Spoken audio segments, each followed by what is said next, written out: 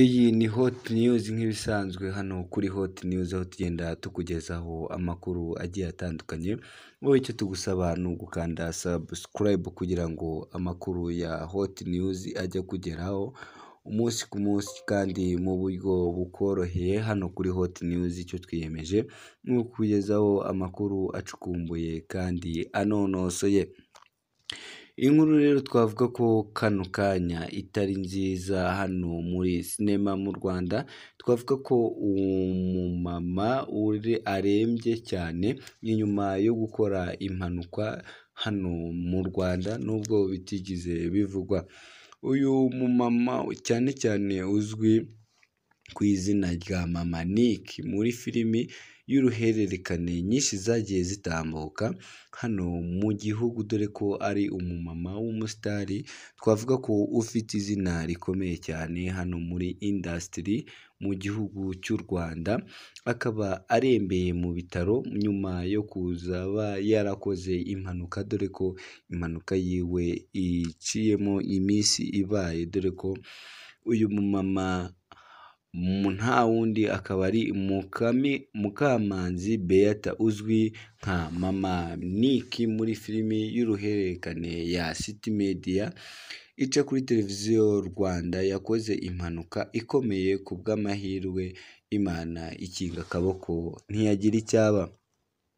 Twavuga ko ari amakuru yagiye hanze guhera ku munsi w'ejo, dore ko uyu mama aribwo byaje kumenyekana ko yaje gukora impanuka, aho yayikoze ari inyuma yo mu rugo aho asanzwe atuye. Mu kiganiro umunyamakuru Irene dukesha iyi nkuru, Mama Nick yavuze ko yakoze impanuka ari hafi yo mu rugo agonzwe n'igare bakahamukura amerewe nabi. Iyi mpanuka yayikoze ku itariki ya 17 Werurwe 2023. Mama Nick yavuze ko abaganga bakomeje kumwitaho biri kugenda biza. Yavuze ko ashimira Imana yamurokoye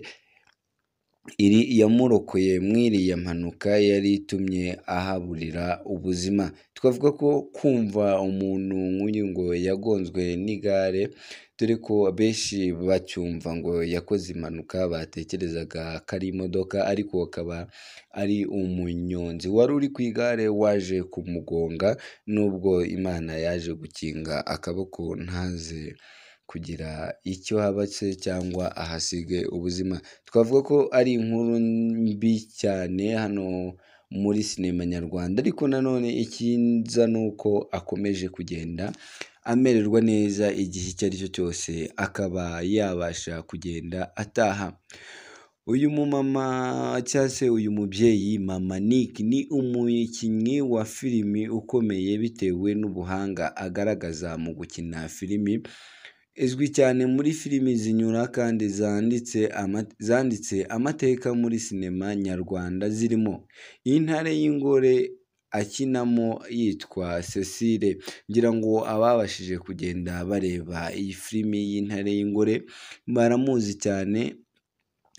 Na Giramata agakina na Giramata akinamo ari umubyeyi wa Giramata, na City Media akinamo ari Mama Nick.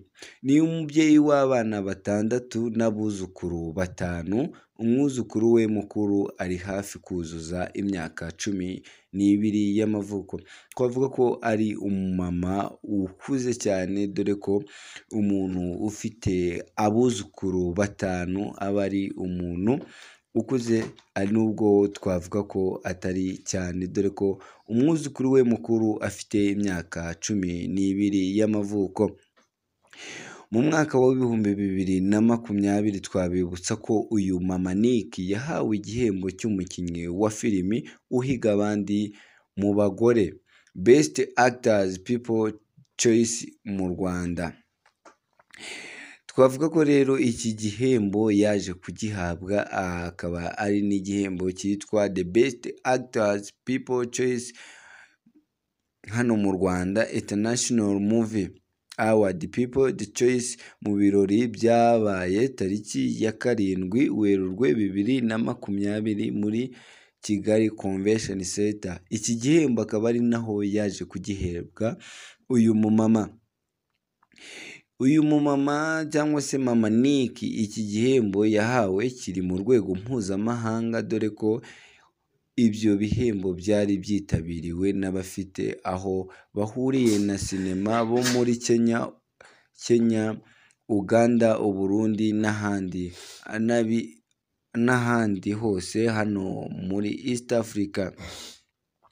Uyu mumama kandi anabitse iwe mu rugo igihembo yahawe na Isango Star nk'umukinnyikazi mwiza wa filimi mu gihugu hose, the best actors muri 2020. Twavuga ko rero ari umumama ufite izina rikomeye cyane hano mu gihugu cy'u Rwanda, dore ko nyuma yo kwegukana igihembo cya Best Actors People Choice, mama Nick yabwiye Inyarwanda ko yishimiye igihembo yahawe, avuga ko agikesha umubare munini w'abafana be bo mu Rwanda n'abo mu mahanga. Mama Nick yigeze gutangaza ko nk'iyo yagira imyaka 80 n'iyo bajya basomera nta kibasha kureba ngo some nk'izina rye. Twavuga ko rero uyu mumama icyo twasabira abamukunda se cyangwa abamukurikira hirya no hino, kuba bamusabira akabasha kugenda amererwa neza, akaza gusohoka mw'ibi bitaro arwariyemo, dore ko nubwo impanuka yiwe yari ikanganye ariko ari kugenda amererwa neza, ikaba nta mpungenge z'uko hari ikintu gikanganye se cyangwa inkuru mbi yaza gutangazwa k'uyu mumama, dore ko we n'umurwaje n'abandi bamuri hafi batangaza ko ari kugenda amererwa neza. Uyu mumama isaha n'isaha ngo yaza gusubira mu rugo bigenze neza. Dusoza amakuru yacu rero, reka tukwibutse wowe ko iyi ari Hot News TV. Cyo tugusaba ni ugukanda subscribe, ubundi amakuru yacu akajya kugeraho mu buryo bukoroheye. Tunakwibutsa ko wowe waba wifuza kugura YouTube channel iri muri Tize, tuyikugezaho ku giciro gito cyane, dore ko ziba zihari. Mu gihe nawe waba uyifite warabuze watch time cyangwa se views, aho tubasha kugenda tubiguha mu gihe gitoya cyane, ukagenda nawe ukiriyita ku mafaranga, cyangwa se wifuza kubyigurira, tukaba tugufite platform nziza cyane. Iyo nta yindi yitwa Beta Shop, aho igenda igufasha mu kugenda ubona